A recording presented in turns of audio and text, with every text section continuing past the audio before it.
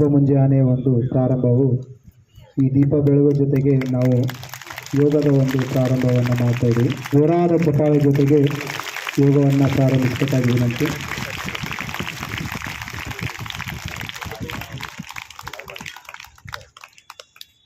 ಯೋಗವನ್ನು ಕಾವಿಸಬೇಕಿರುವಂಥ ಒಂದು ವಿಧಾನ ಸ್ಥಿತಿಯು ಸಹ ಇದು ಚಪ್ಪಾಳೆ ಮುಖಾಂತರವನ್ನು ನಾವು ಪ್ರಾರಂಭ ಮಾಡ್ತೀವಿ.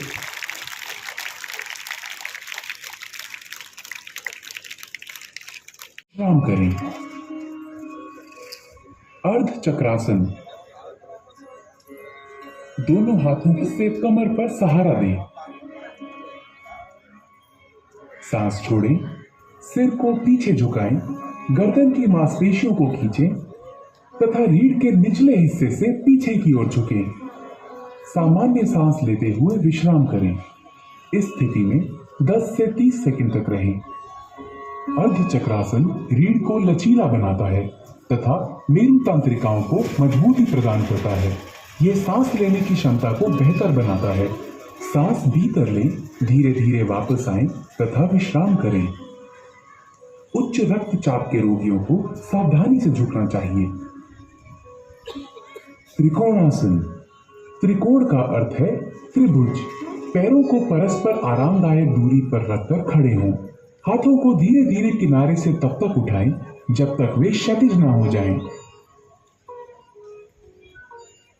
सांस छोड़ें, धीरे धीरे दाहिनी तरफ झुकें और दाहिने हाथ को दाहिने पैर के ठीक पीछे रखें। दाहिने हाथ की सीध में खड़ा करें। सामान्य श्वास के साथ इस स्थिति में 10 से 30 सेकंड तक रहें। यह समतल पैर से बचाता है, पिंडलियों, जांघों तथा कमर की मांसपेशियों को मजबूती प्रदान करता है और मेरुदंड को लचीला बनाता है। सांस अंदर लेने के साथ ही धीरे धीरे वापस आएं। बाईं तरफ के लिए फिर दोहराएं। विश्राम करें। अर्ध चक्रासन। दोनों हाथों से कमर पर सहारा दें। सांस छोड़ें, सिर को पीछे झुकाएं, गर्दन की मांसपेशियों को खींचें तथा रीढ़ के निचले हिस्से से पीछे की ओर झुकें। सामान्य सांस लेते हुए विश्राम करें। इस स्थिति में 10 से 30 सेकंड तक रहें। अर्ध चक्रासन रीढ़ को लचीला बनाता है तथा मेरु तंत्रिकाओं को मजबूती प्रदान करता है। यह सांस लेने की क्षमता को बेहतर बनाता है। सांस भीतर लें, धीरे धीरे वापस आएं तथा विश्राम करें।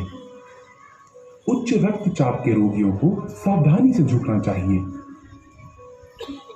त्रिकोणासन। त्रिकोण का अर्थ है त्रिभुज। पैरों को परस्पर आरामदायक दूरी पर रखकर खड़े हों। हाथों को धीरे धीरे किनारे से तब तक उठाएं जब तक वे क्षैतिज ना हो जाएं।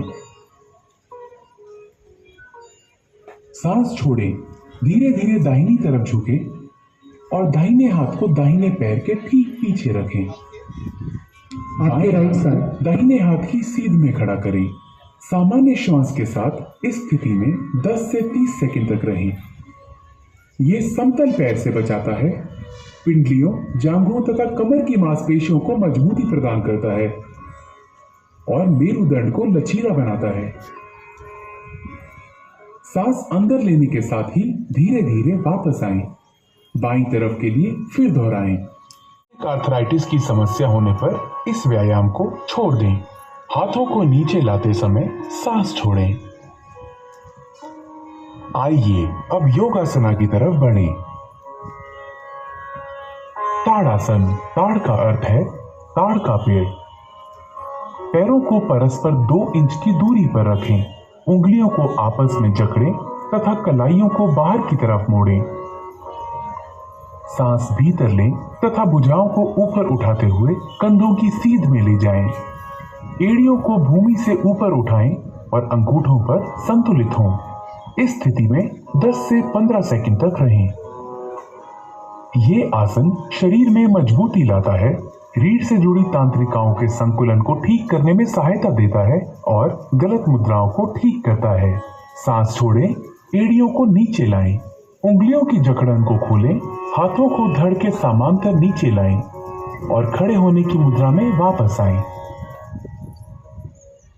ತೆಗೆದುಕೊಳ್ಳುವಂಥ ಒಂದು ಸಿಂಪಲ್ ಒಂದು ಟೇಲ್ ಕಂಡುಕೊಂಡಿದ್ದೀವಿ. ಏನಂದರೆ ರೋಗ ಬಂದರೆ ಯಾವುದೇ ಸಾವು ಬರೋದಿಲ್ಲ, ಆದರೆ ರೋಗ ಬಂದ ಮೇಲೆ ಅದರಿಂದ ಚಿಂತೆ ಜಾಸ್ತಿ ಆದರೆ ರೋಗಕ್ಕೆ ಸಾವು ಬರುತ್ತೆ ಅಂತೇಳಿ ಕನ್ಸಿಡರ್ ಆಗಿದೆ.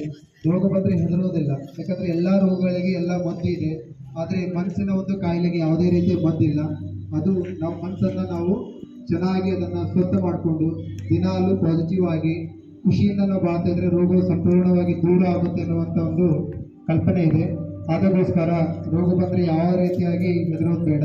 ಎಲ್ಲ ರೋಗಗಳಿಗೆ ಟ್ರೀಟ್ಮೆಂಟ್ ಇದೆ. ಆದರೆ ಮನಸ್ಸಿನ ಒಂದು ರೋಗ ತಮಗಾಗಿಯೇ ಒಂದು ಸ್ವಚ್ಛತೆಯ ಒಂದು ಪಾಸಿಟಿವ್ ಲೈಫಲ್ಲಿ ನಾವು ಅದನ್ನು ಕ್ಯೂರ್ ಮಾಡ್ಕೊಳ್ಬೋದು. ರೋಗಕ್ಕೆ ರುಜಿನಿಯಾದಂಥ ಒಂದು ಸ್ವಸ್ಥವಾದಂಥ ಮನಸ್ಸು, ಸ್ವಸ್ಥವಾದಂಥ ದೇಹ ಮತ್ತು ಸ್ವಸ್ಥವಾದಂಥ ಬುದ್ಧಿ, ಇದಕ್ಕೆ ನಾವು ಕಾಯಿಲೆಗೆ ಒಂದು ಟ್ರೀಟ್ಮೆಂಟ್ ಹೇಳ್ತೀವಿ. ಇದು ಪ್ರಥಮವಾದಂಥ ಟ್ರೀಟ್ಮೆಂಟು. ನಾವು ಯಾವುದಾದ್ರು ಡಾಕ್ಟರ್ ಮೇಲೆ ನಾವು ಭರವಸೆ ಇಟ್ಕೊಳ್ತೀವಿ ನೋಡಿ, ಆ ಭರವಸೆ ನಮ್ಮ ಅದನ್ನು ಅರ್ಧವನ್ನು ಉಳಿಸುತ್ತೆ, ಅರ್ಧ ಕಾಯಿಲೆಯನ್ನು ಕಡಿಮೆ ಮಾಡುತ್ತೆ. ಇನ್ನು ಅರ್ಧ ಕಾಯಿಲೆ ನಿಮ್ಮ ಟ್ಯಾಬ್ಲೆಟ್ಗಳಾಗಲಿ, ನಿಮ್ಮ ಒಂದು ಟ್ರೀಟ್ಮೆಂಟ್ಗಳಾಗಲಿ, ನಿಮ್ಮ ಮನಸ್ಸಿನ ಒಂದು ಭದ್ರತೆ ಆಗಲಿ, ಇದು ಸಂಪೂರ್ಣವಾಗಿ ಕಡಿಮೆ ಆಗುತ್ತೆ ಅನ್ನೋ ಅಂತ ಹೇಳ್ತೀವಿ. ಅದಕ್ಕಾಗಿ ದಿನಾಲು ಬೆಳಗ್ಗೆ ಎದ್ದು ನಿಮಗೋಸ್ಕರ ಅರ್ಧ ತಾಸು ಯೋಗವನ್ನು ಮಾಡ್ತಾ ಇರಿ. ಉಸಿರ ಮೇಲೆ ಧ್ಯಾನ ಮಾಡ್ತಾ ಇರಿ. ಉಸಿರನ್ನು ಬಿಡ್ತಾ ಹೋಗಿ. ಉಸಿರನ್ನು ತಗೊಳ್ಳಿ, ಉಸಿರನ್ನು ಬಿಡಿ, ಉಸಿರನ್ನು ತಗೊಳ್ಳಿ, ಉಸಿರನ್ನು ಬಿಡಿ, ಉಸಿರನ್ನು ತಗೊಳ್ಳಿ, ಉಸಿರನ್ನು ಬಿಡಿ, ಉಸಿರನ್ನು ತಗೊಳ್ಳಿ, ಉಸಿರನ್ನು ಬಿಡಿ. ಕೊಳ್ಳುವಂಥ ಒಂದು ಸಿಂಪಲ್ ಒಂದು ಟೇಲ್ ಕಂಡುಕೊಂಡಿದ್ದೀವಿ. ಏನಂದರೆ ರೋಗ ಬಂದರೆ ಯಾವುದೇ ಸಾವು ಬರೋದಿಲ್ಲ, ಆದರೆ ರೋಗ ಬಂದ ಮೇಲೆ ಅದರಿಂದ ಚಿಂತೆ ಜಾಸ್ತಿ ಆದರೆ ರೋಗಕ್ಕೆ ಸಾವು ಬರುತ್ತೆ ಅಂತೇಳಿ ಕನ್ಸಿಡರ್ ಆಗಿದೆ. ರೋಗ ಬಂದರೆ ಹೆದರೋದಿಲ್ಲ, ಯಾಕಂದರೆ ಎಲ್ಲ ರೋಗಗಳಿಗೆ ಎಲ್ಲ ಮದ್ದು ಇದೆ. ಆದರೆ ಮನಸ್ಸಿನ ಒಂದು ಕಾಯಿಲೆಗೆ ಯಾವುದೇ ರೀತಿಯ ಮದ್ದಿಲ್ಲ.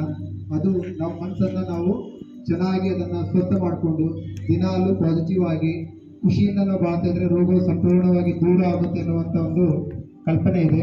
ಅದಕ್ಕೋಸ್ಕರ ರೋಗ ಬಂದರೆ ಯಾವ ರೀತಿಯಾಗಿ ಹೆದರೋದು ಬೇಡ. ಎಲ್ಲ ರೋಗಗಳಿಗೆ ಟ್ರೀಟ್ಮೆಂಟ್ ಇದೆ. ಆದರೆ ಮನಸ್ಸಿನ ಒಂದು ರೋಗ ತಮಗಾಗಿಯೇ ಒಂದು ಸ್ವಚ್ಛತೆಯ ಒಂದು ಪಾಸಿಟಿವ್ ಲೈಫಲ್ಲಿ ನಾವು ಅದನ್ನು ಕ್ಯೂರ್ ಮಾಡ್ಕೊಳ್ಬೋದು.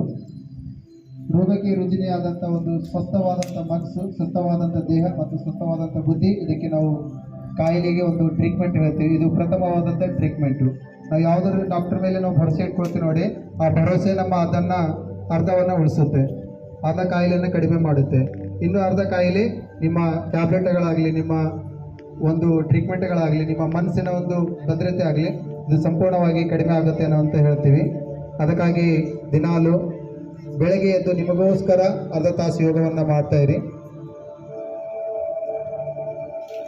ಉಸಿರ ಮೇಲೆ ಧ್ಯಾನ ಮಾಡ್ತಾ ಇರಿ. ಉಸಿರನ್ನು ಬಿಡ್ತಾ ಹೋಗಿ.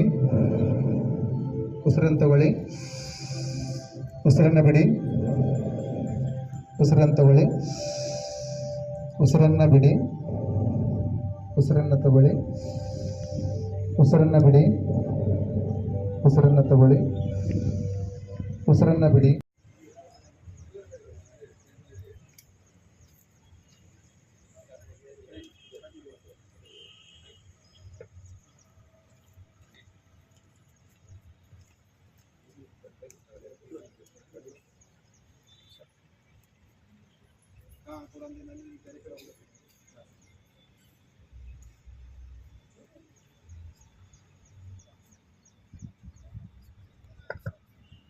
ಇನ್ನು ಕೆಲವೇ ನಿಮಿಷಗಳಲ್ಲಿ ಯೋಗ ಪ್ರಾರಂಭವನ್ನು ಸ್ಟಾರ್ಟ್ ಮಾಡ್ತೀವಿ.